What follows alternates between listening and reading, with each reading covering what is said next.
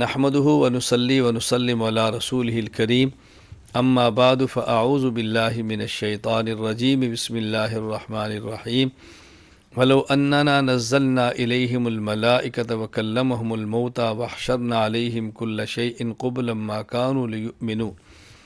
7ویں پارے کے آخر میں تھا کہ مشرکین اللہ کے نبی صلی اللہ علیہ وسلم سے اپنی پسند اور مرضی کے معجزات طلب کرتے۔ یہاں اللہ تعالیٰ فرماتے ہیں اگر ان کے فرمائشی معجزات پورے کر دیے جائیں، آسمان سے فرشتے بھی اتر آئیں، مردے بھی دنیا میں آ کر ان سے باتیں شروع کر دیں اور ہم ہر چیز ان کے سامنے کھول کے رکھ دیں، تب بھی لوگ ایمان لانے والے نہیں ہیں۔ وَكَذَلِكَ جَعَلْنَا لِكُلِّ نَبِيٍّ عَدُوًّا شَيَاطِينَ الْإِنسِ وَالْجِنِّ يُوحِي بَعْضُهُمْ إِلَىٰ بَعْضٍ زُخْرُفَ الْقَوْلِ غُرُورًا۔ اللہ تعالیٰ نے اپنے پیغمبر کو تسلی دی ہے کہ اگر یہ آپ کے دشمن ہیں تو ہر نبی کے دشمن ہوتے ہیں، جنات میں سے بھی اور انسانوں میں سے بھی، اور ایک دوسرے کی مدد بھی کرتے ہیں۔ علماء کرام جو دین حق کا کام کرتے ہیں ان کے دشمن بھی ہر دور میں رہیں گے۔ علماء کرام کو ثابت قدمی کے ساتھ دین حق کی دعوت دیتے رہنا چاہیے۔ أَوَمَنْ كَانَ مَيْتًا فَأَحْيَيْنَاهُ وَجَعَلْنَا لَهُ نُورًا يَمْشِي بِهِ فِي النَّاسِ كَمَا مَثَلُهُ فِي الظُّلُمَاتِ لَيْسَ بِخَارِجٍ مِنْهَا۔ اللہ تعالیٰ نے کفار اور ایمان والوں کی حالت کو مثال دے کر سمجھایا کہ مومن اور کافر کی مثال ایسے زندہ اور مردہ کی، مومن زندہ ہے، کافر مردہ کی طرح ہے، اور کفر اور ایمان کی مثال کو دیا کہ ایمان ایسے جیسے نور اور روشنی ہے اور کفر ایسے جیسے اندھیرا اور ظلمت ہے۔ یا معاشر الجن والانس الم یاتکم رسل منکم یقصون علیکم آیاتی وینذرونکم لقاء یومکم ھذا۔ معاشر میں اللہ تعالیٰ انسانوں اور جنوں سے پوچھیں گے جن نافرمانی کی تھی، کیا تمہارے پاس میرے پیغمبر نہیں آئے؟ ان نے میری آیات کو پڑھ کر نہیں سنایا؟ کیا تمہیں قیامت کے دن سے ڈرایا نہیں تھا؟ یہ اعتراف کریں گے، لیکن وہاں اعتراف کرنا کچھ بھی فائدہ نہیں دے گا۔ وَجَعَلُوا لِلَّهِ مِمَّا ذَرَأَ مِنَ الْحَرْثِ وَالْأَنْعَامِ نَصِيبًا فَقَالُوا هَذَا لِلَّهِ بِزَعْمِهِمْ هَذَا لِشُرَكَائِنَا فَمَا كَانَ لِشُرَكَائِهِمْ فَلَا يَصِلُ إِلَى اللَّهِ۔ اللہ اکبر۔ مشرکین کی عادت یہ تھی، انہیں اپنی طرف سے کھیتیوں اور جانوروں میں سے کچھ حصہ اللہ کے لیے رکھتے، کچھ جانور اور مشرکین کے لیے، پھر جو اللہ کا ہوتا وہ تو مشرکین کچھ حصہ اللہ کے لیے اور کچھ بتوں کے نام پہ رکھتے، اور جو اللہ کا ہوتا اگر وہ ان کی طرف چلا جاتا جو بتوں کے لیے تھا تو دے دیتے، اور جو بتوں کے نام پر تھا اس کو اللہ کی طرف والے میں کبھی بھی نہیں جانے دیتے تھے۔ تو ان لوگوں نے اپنی طرف سے اللہ کے علاوہ مشرک بتوں کے نام پر بھی کھیتیاں اور جانوروں رکھا تھا، جو بہت بڑا سری شرک ہے۔ وَكَذَلِكَ زَيَّنَ لِكَثِيرٍ مِّنَ الْمُشْرِكِينَ قَتْلَ أَوْلَادِهِمْ شُرَكَاؤُهُمْ۔ مشرکین کی جاہلانہ رسوم کا ذکر کیا گیا ہے کہ ان کے جو شرکاء تھے، جن کے سو یہ شریک ٹھہراتے، انہوں نے ان کو کتنی غلط باتیں خوبصورت بنا کر سمجھائی گئی تھی، اس پر وہ عمل کرتے تھے۔ بیٹیوں کو نہ حق قتل کر دیتا، اللہ اکبر، نہ حق قتل کرتے، بیٹیوں کو اپنی اولاد کو مار دیتے، بیٹا مار دیتے ہیں رزق کے ڈر سے، بیٹی مار دیتے ہیں آر اور عزت کی وجہ سے کہ میرا کوئی داماد نہ بنے۔ کس قدر یہ منحوس چیز ہے۔ رزق جو اللہ نے جس بندے کو پیدا کیا اس کا مقدر میں رزق بھی لکھ دیا ہے، اور اگر یہ بیٹیاں نہ ہوتی تو ہمیں وجود کیسے ملتا؟ یہ بیٹیاں تو زینت ہے۔ ثمانیۃ ازواج من الضأن اثنین ومن المعز اثنین قل آذکرین حرم ام الانثیین اما اشتملت علیہ ارحام الانثیین۔ یہاں 8 قسم کے جانوروں کا ذکر فرمایا، بھیڑ، بکری، اونٹ اور گائے۔ کیا ان میں سے کسی ایک جانور کو اللہ نے حرام کیا؟ جوڑے کو حرام کیا، یا جو ماں کے پیٹ میں اس کو حرام کیا؟ کوئی دلیل ہے تمہارے پاس؟ بغیر دلیل کے اللہ کے حلال کی چیزوں کو حرام کہتے ہو؟ مشرکین کی تردید کی ہے۔ قُلْ لَا أَجِدُ فِي مَا أُوحِيَ إِلَيَّ مُحَرَّمًا عَلَىٰ طَاعِمٍ يَطْعَمُهُ إِلَّا أَن يَكُونَ مَيْتًا أَوْ دَمًا مَّسْفُوحًا أَوْ لَحْمَ خِنزِيرٍ۔ فرمایا پیغمبر ان کو بتاؤ کہ تم خود حلال کو حرام اور حلال کو حرام نہ کرو۔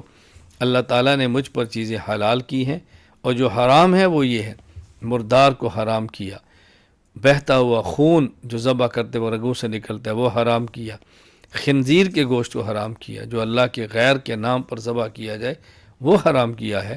ہر چیز خدا نے حرام نہیں کیا، اپنی طرف سے حرام نہ کیا کرو۔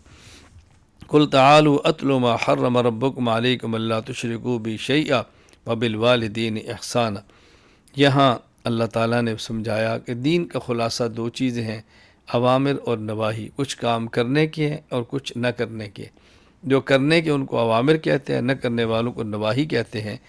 اللہ تعالیٰ نے یہاں اس آیت میں 10 چیزوں کا اوامر اور نواہی کا ذکر کیا کہ یہ کرو اور یہ نہ کرو۔ نمبر 1، کسی کو اللہ تعالیٰ کے ساتھ شریک نہ ٹھہراؤ۔ نمبر 2، اپنے والدین کے ساتھ حسن سلوک کرو۔ نمبر 3، اپنی اولاد کو رزق کے خدشے کی وجہ سے قتل نہ کرو۔ نمبر 4، بے حیائی اور ہر قسم کے برے کاموں سے بچو۔ نمبر 5، کسی بے گناہ آدمی کو ناحق قتل مت کرو۔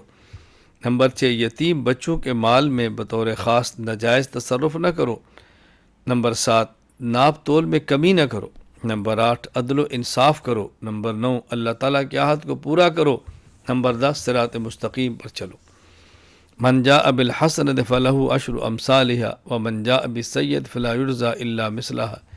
اللہ تعالیٰ کی ذات کتنی کریم ہے، کوئی انسان اگر ایک گناہ کرے تو اس کے نامہ اعمال میں ایک گناہ لکھا جاتا ہے، نیک عمل کرے تو اس کے نامہ اعمال میں کم از کم اللہ تعالیٰ 10 نیکیاں لکھتے ہیں۔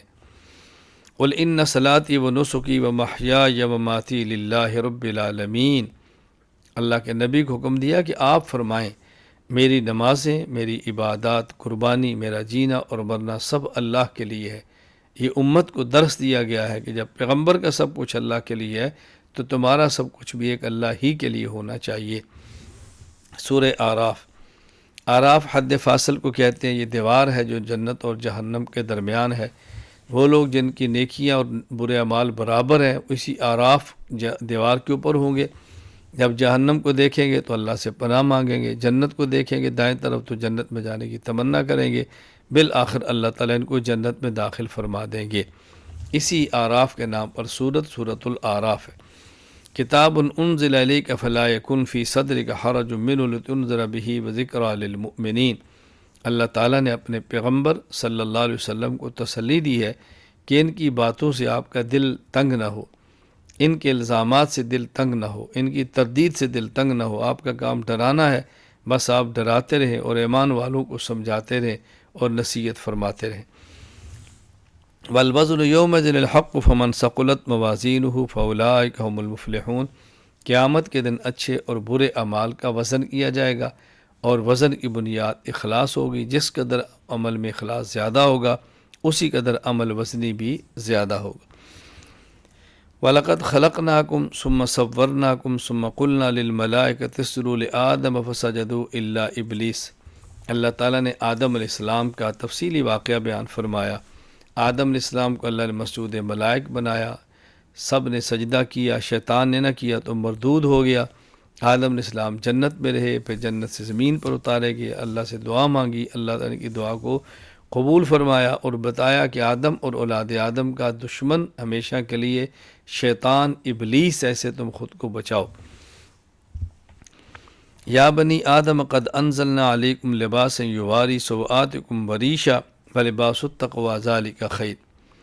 یہاں فرمایا کہ جب آدم علیہ السلام جنت میں تھے، بھول گئے، جس درخت کو کھانے سے منع کیا کھا لیا، آدم علیہ السلام کا لباس جنت میں اترا، پتوں سے اپنے لباس کو ڈھانپ لیا، بالآخر آدم علیہ السلام کو دنیا میں بھیجا گیا اور بتایا گیا کہ ظاہری لباس بھی ہے لیکن باطنی لباس تقوی کا سب سے اعلیٰ لباس ہے۔ ظاہری لباس کا بھی اہتمام کرو اور باطنی لباس تقوی کا بھی اہتمام کرنا ہے۔ یا بنی آدم خذوا زینتکم عند کل مسجد۔ مشرکین کی ایک گندی عادت یہ تھی کہ جب بیت اللہ کا طواف کرتے تو ننگے ہو کر کرتے۔ بتایا گیا کہ جرم نہ کرو، بیت اللہ کا طواف کپڑے پہن کر کرنا ہے، کپڑے پہن کر کرنا ہے، ننگے بیت اللہ کا طواف مت کرو۔ علماء کرام نے اس آیت کے تحت لکھا ہے کہ ننگے سر نماز بھی نہیں پڑھنی چاہیے، نماز پڑھیں تو سر ڈھانپ کر پڑھیں، ٹوپی یا پگڑی لے کر۔ والذین آمنوا وعملوا الصالحات لا نکلف نفسا الا وسعها۔ اللہ تعالیٰ نے دین کے بارے میں ایمان والوں کو تسلی دی ہے کہ ہم وہی حکم دیتے ہیں جو بندے کے اختیار میں ہے۔ بندے کی ہمت اور وسعت سے بڑھ کر اللہ تعالیٰ کوئی حکم نہیں دیتے۔ مشکل ہوتا ہے لیکن ناممکن نہیں ہوتا۔ ونادى اصحاب الجنت اصحاب النار ان قد وجدنا ما وعدنا ربنا حقا فهل وجدتم ما وعد ربكم حقا۔ اہل جنت اہل جہنم سے کہیں گے اللہ نے ہمارے ساتھ جنت کا وعدہ کیا تھا، ہم نے سچا پایا، جنت مل گئی، تمہارے ساتھ جہنم کا وعدہ تھا، تم بتاؤ خدا کا وعدہ کیسا ہے۔ وہ کہیں گے ہم نے بھی سچا وعدہ پایا، ان کو بھی جہنم مل گئی۔ اللہ اکبر۔ ان ربکم اللہ الذی خلق السماوات والارض فی ستۃ ایام ثم استوى علی العرش۔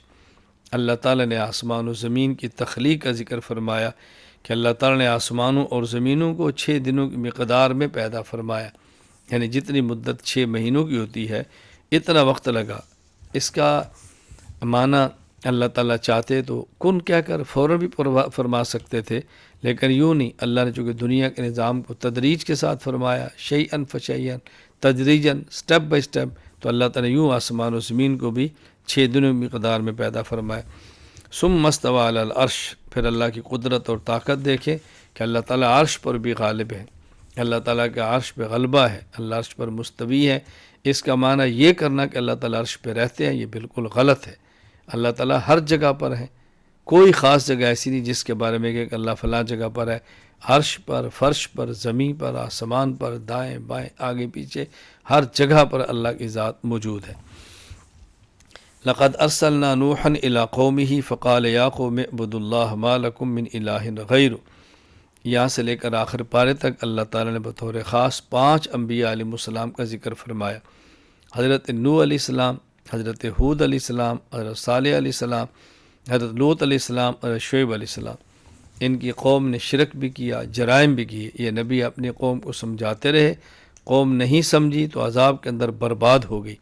اللہ تعالیٰ میں شرک، کفر اور برے اعمال سے محفوظ رکھے۔ وآخر دعوانا ان الحمد للہ رب العالمین۔